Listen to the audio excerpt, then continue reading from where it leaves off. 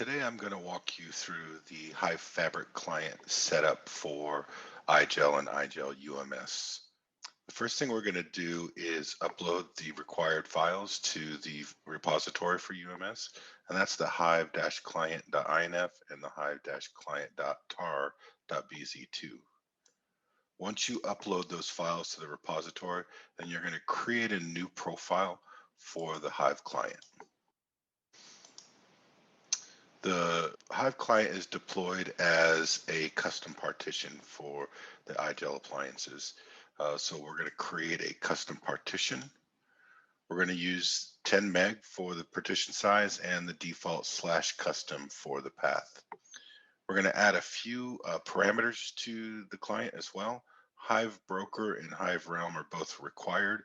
That is the address that it's going to connect to for gateway and the domain that it's going to log you into. We do have some other parameters that are outlined in our knowledge base article at support.hiveio.com. Next thing we're going to do is, again, upload the Hive client to the appliance via the profile as well.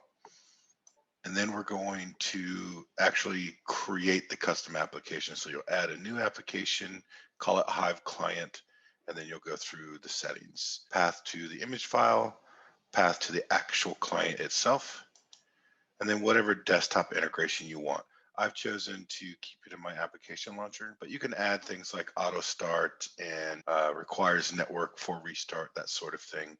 Some of these features allow the client to act as a kiosk mode to where the user is only able to use the client. Once you save that and apply it to your client, you'll see the Hive client come up in your application launcher. We're going to launch the application. Log in with Active Directory creds.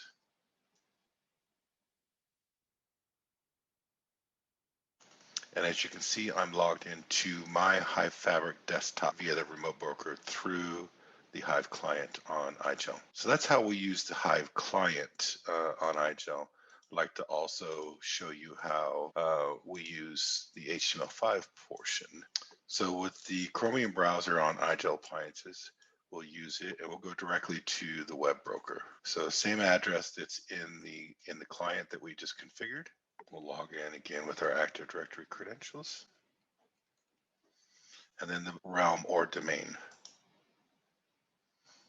This presents me with the options for RDP or HTML5. We're going to choose HTML5. And as you can see, we're back into the same desktop. So we've kind of outlined for you today the ability to use the Hive Fabric client to connect to your VDI through the IGEL appliance, as well as the Chromium browser.